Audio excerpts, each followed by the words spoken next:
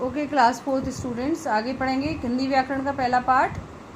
तो जब बच्चा पढ़ना लिखना सीख जाता है तो वह अपनी बातें लिखकर भी कहता है और दूसरों की बातें पढ़कर भी समझता है। जैसे आप पढ़ाई करने के लिए क्या करते हो, टीचर जो समझाते हैं उसको कैसे समझते हो, किताब में भी वो बातें लिखी होती हैं, ठीक है। फिर आप उनके प्रश्न उत्तर करते हो आगे पढ़ने के लिए, याद करने के लिए। तो वो आप कैसे समझते हो, जब वो किताब में भी लिखी हैं, यानी कि वो लिखित भाषा है।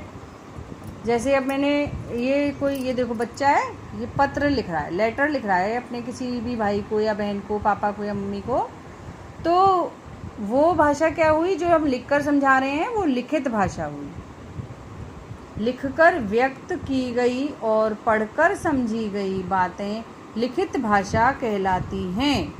लिखकर जो बातें बताई जाती हैं वो क्या होता है, लिखित भाषा होती है, ठीक है।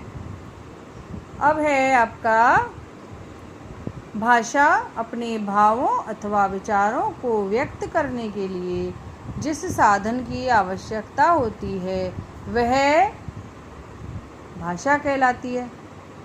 भाषा के रूप कितने हैं,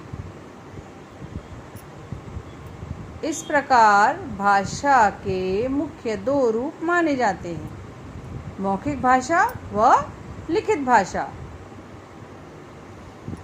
बोलना सुनना मौखिक भाषा होती है, और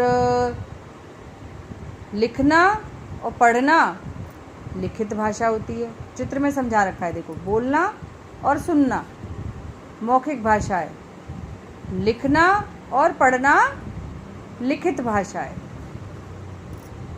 भाषा अभिव्यक्ति के 4 कौशल हैं, बोलना सुनना लिखना व पढ़ना।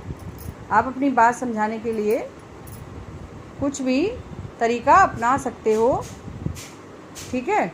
लेकिन सबसे ज़्यादा जो एक प्रभावी तरीका है वो है लिखना और पढ़ना। संसार में अनेक प्रकार की भाषाएं बोली जाती हैं। इंग्लैंड में अंग्रेज़ी बोली जाती है, रूस में रूसी, चीन में चीनी, जापान में जापानी, फ्रांस में फ्रेंच भाषा का प्रयोग किया जाता है। अरबी, फारसी, स्पेनिश, जर्मन भी संसार की प्रमुख भाषाएं हैं।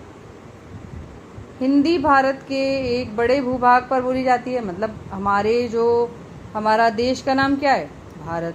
तो भारत की भाषा क्या है, हिंदी। हिंदी हमारी राष्ट्रीय भाषा है, पूरे देश में बोली जाती है और इसको पूरे देश में सम्मान प्राप्त है। और हिंदी भाषी राज्यों में अलग अलग भाषाओं का प्रयोग होता है।